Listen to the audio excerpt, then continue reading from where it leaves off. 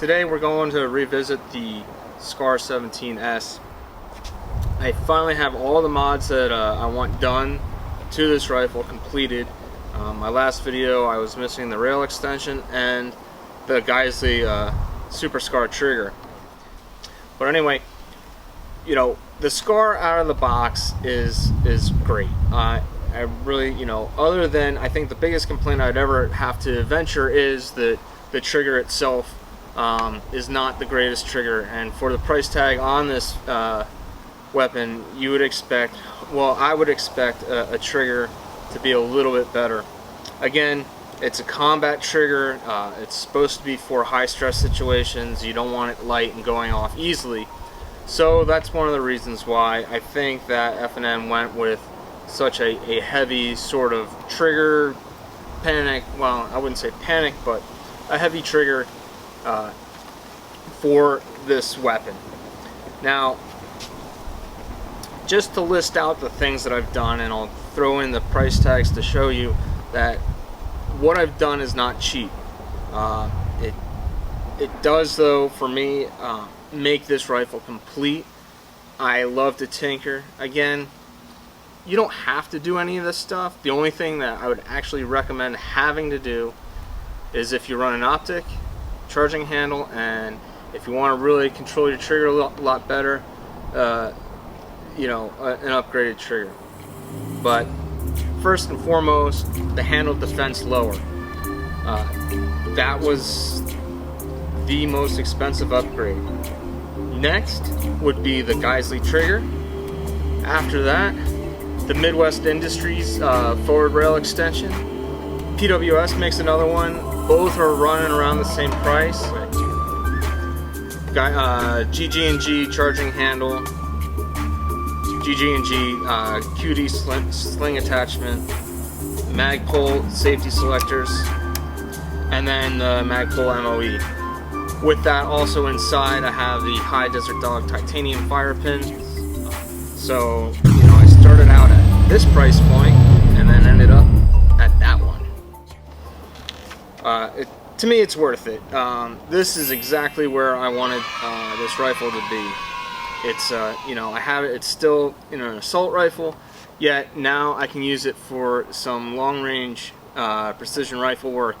And a lot of people would be like, no, this is, you know, a 16-inch thin, 1 and 12-inch twisted barrel, you know, just a blaster, an assault rifle just for, you know, close quarter CQB sort of thing. That's what it was developed for.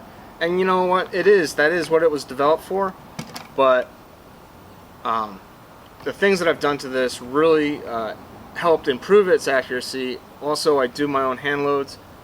And I'm getting, you know, I was able yesterday at the range to get MOA at 200 yards. So following this week, I'm taking it out actually to a match. I'm going to do some load development. I'm going to run this in a match. See how I do. Usually I run my Reaper. Reaper's out at the shop. So this guy is going to do the match work. It's going to do the heavy lifting for me. See how she does and performs against some nice bolt action rifles, right? So, what does this really, you know, mean? For me is that I have 2 in 1. Now, the downside of everything that I've done is that I've added weight. One of the best things that I like the most out of this rifle is that it came in at 8 pounds stock. 8 pounds is awesome for a 308. Nobody should ever shake a finger at that. What I've done, though, with the handle defense lower, which added 2 ounces to it, and the Midwest Industries front rail, is that's another 8. That plus I've got these Magpul grips down here, added a little bit, you know, so it ends up going from 8 pounds to 8.8 pounds. So I'm coming close to adding that extra pound, but still haven't met it. And it still feels light, it runs light. I really can't say enough about the forward rail extension, how it really, well, for one, it makes the rifle look beautiful, but 2, it allows the bipod to be thrown way more forward, giving you a better line of access for doing things like long range precision. So I'm going to be using this scope on it yesterday. I re-zeroed this Vortex 4 here. I have another Vortex on order to go for the Reaper, and that'll, you guys will see that when that day comes. This scope's been awesome. It's treated me really well for the past year, and I married this yesterday, zeroed it out, and it worked out great for the SCAR. I'm really happy with it. Again, the role of this rifle being, a combat, assault rifle is that I have QD rings. Take them on, take them off all day long, not a problem. Really no shift of impact, not enough to notice or complain about. These rings are well worth the money that you pay for them, and LaRue stands by them, I stand by them. Anybody has anything else to say, just comment, we can have a discussion about it. So with that though, you can have this chucked in your pack and you can be on patrol just with this rifle. The irons on it, really great. I've used them a ton of times in the past. The other thing that I really didn't get into or touch about is that this is a 1 in 12 twist barrel, and it's got a 2-position gas selector. So this is the 2-position gas selector. 12 o'clock is normal, and then around 10 o'clock is suppressed, which is great, so you can run a suppressor on here. It's a great little feature. I love it. You have access with the Midwest Rails industry. That's it for the gas selector. The barrel, 1 in 12 twist, it helps stabilize lighter, maybe 155s, 147s to, I wouldn't really want to go above 180 grain on this. I'll of course play around with that. So the other thing I want to talk about is the handle defense lower and the Geisley Super SCAR trigger. If you read on Geisley's site, they clearly state that this trigger is not to go into aftermarket lowers for the SCAR.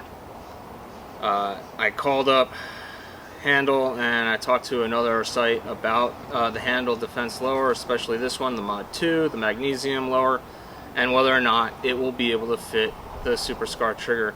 And that was before I went and I purchased this. Both Handle and the secondary website that I ordered this from both said yes, the Geisley Super SCAR trigger works in here without a problem. Unfortunately, when I got this, that was not the case. So the install went as planned and was working all the way up until I placed the safety selector back in.